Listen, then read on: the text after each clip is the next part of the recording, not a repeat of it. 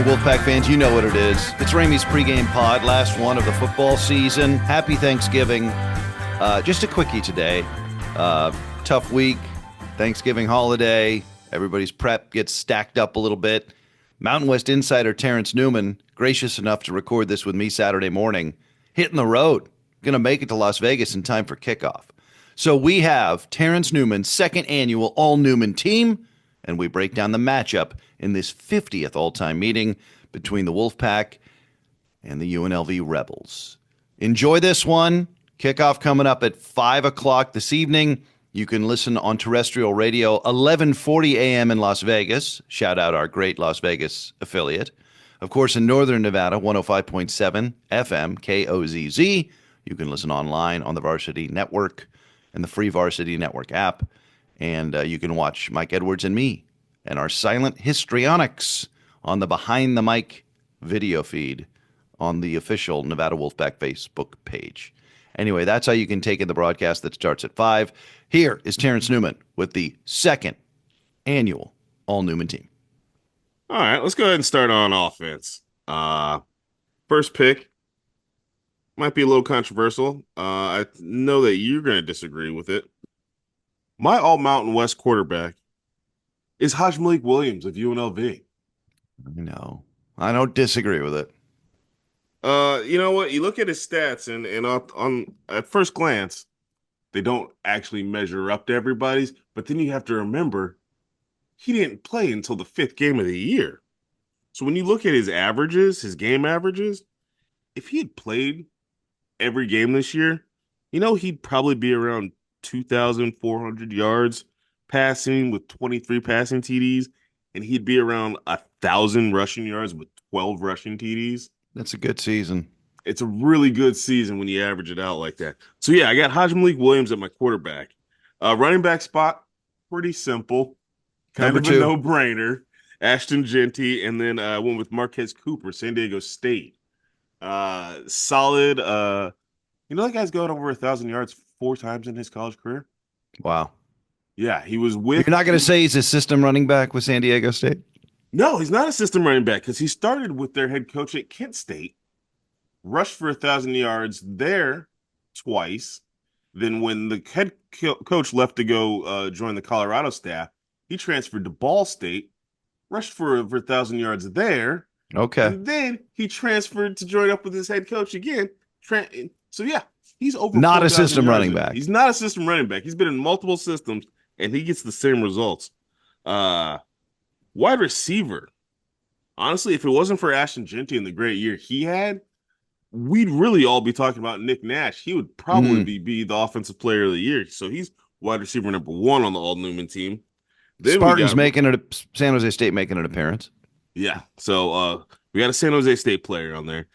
We got Ricky White, UNLV. Yeah. Had another solid year. I'd argue that his numbers receiving was probably maybe a little better last year, but he still had a very solid year.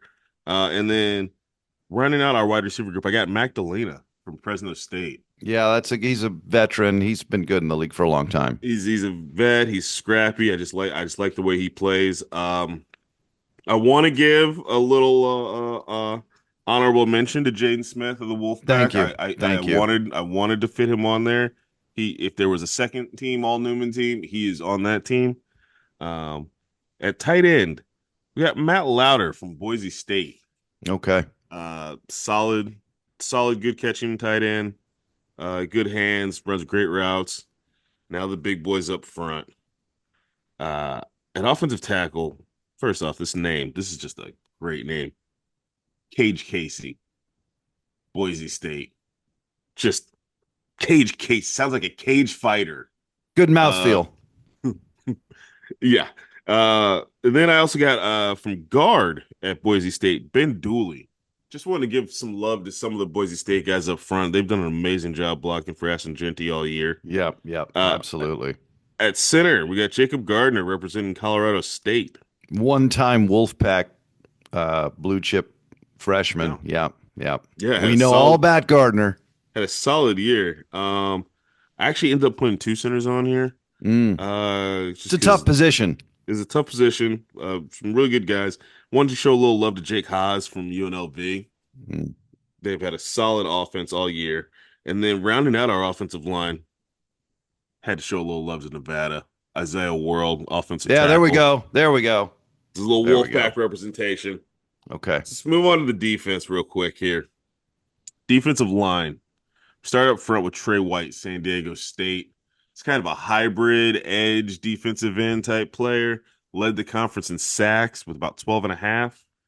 We got defensive end from Boise State, Hamid Hassanin. Oh yeah, Just a stud. that's a He's layup. Yeah. just a stud. He's going to be an NFL player, no brainer. Joining him will be his teammate Jaden Virgin Morgan Yeah. out of Boise State, and then rounding out our defensive line, two-time All-Newman Team, Sona Teoa from San Jose State, the big man, Yeah. the big defensive tackle. All right, now moving on to the linebacker. Going to start with the guy who's actually our pick for defensive player of the year in the conference. It's another rebel. Mr. Do Everything. I know it's another rebel. We hate to do it. Jackson Woodard, UNLV. The man earned it. He's leading the conference in tackles. He's top 5 in interceptions. He's top 15 in sacks. The guy just fills up the stat sheet. Joining him at linebacker is going to be Jordan Pollard, San Jose State University. Great call. And then we got a couple of Colorado Rams joining them. Bomb Jock and Chase Wilson from Colorado both those State guys. will round out our Absolutely. linebacker core. Yeah.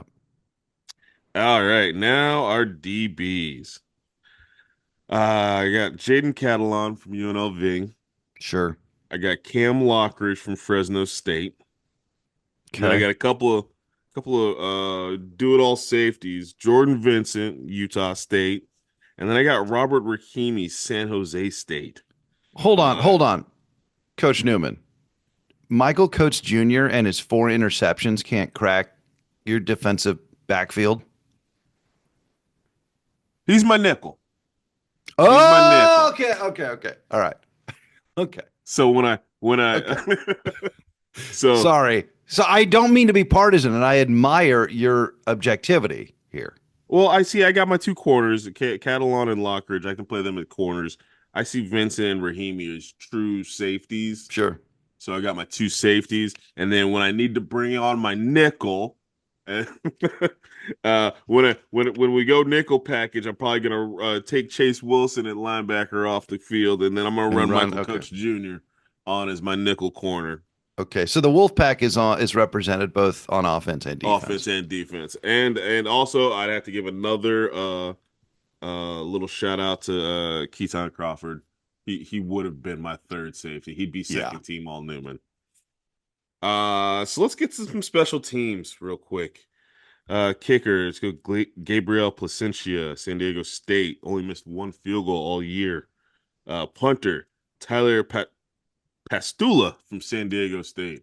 San Diego State had some pretty good special teams. Kick returner, Tyler King, Wyoming. Has led the conference in average per return. And punt returner, I went with Kobe Johnson from Colorado State. Okay. He had a touchdown, right, this year? He did. Yeah. He did. Yeah. He did have a punt return for a touchdown this year. And so that is your 2024 All-Coach Newman team. All right.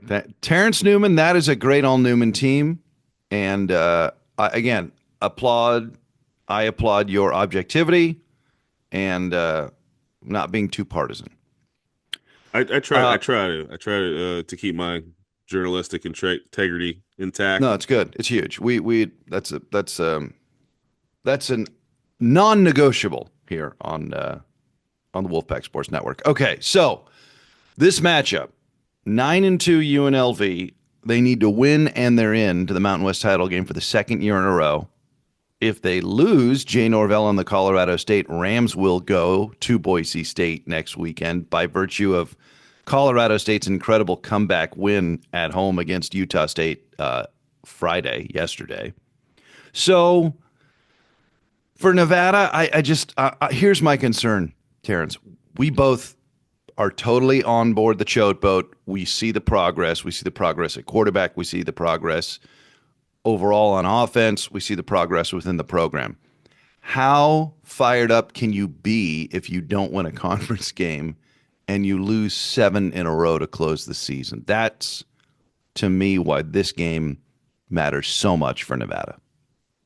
Yeah, that last week it felt a little demoralizing at Yeah. the end of the game there. Yeah, the Air Force Um, loss really cut deep. the Air Force lost the no pun took the air out of the room Mm. to and so yeah, they're gonna have to bounce back from that. It's hard at the end of the year. Guys are guys are beat up. Guys are hurt. They're starting to move on and think about next season. If they're gonna be at Nevada next season, if they're not gonna be at Nevada next season. Um, so Because it's kind of hard to keep everybody's focus in, you yeah, know? because the roster turnover isn't over. I mean, Jeff Choate will tell you that. Yeah. And so we're getting down to that point where a lot of guys have starting to check out mentally, probably. So it's really hard for the coaches to keep the guys invested, especially coming in off of a holiday, like Thanksgiving. Um, but it's your rival, and you have that motivation, that natural built-in motivation of playing a rivalry game, and then you put on top of that that your rival has something legitimate to play for, and that you have a chance to go in there and just ruin their year. That is the ultimate motivating factor for these guys in this game.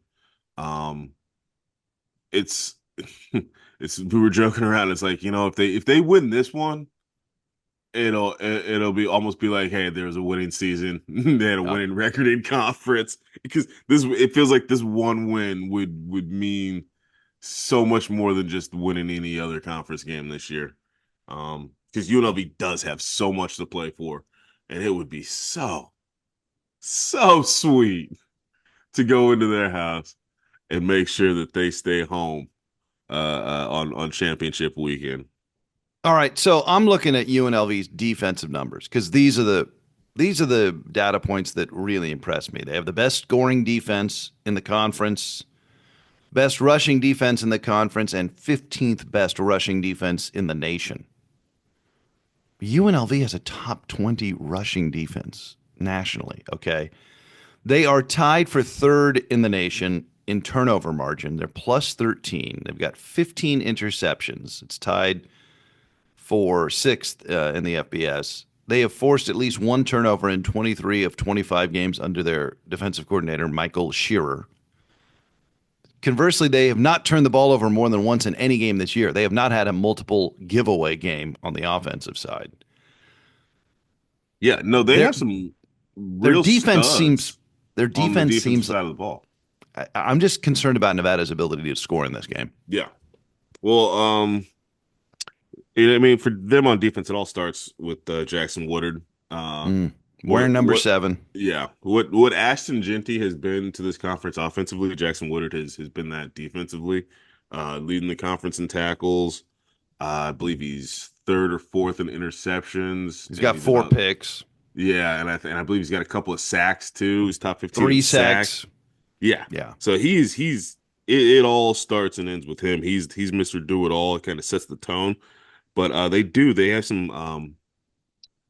they have some guys with some sticky hands in the defensive backfield.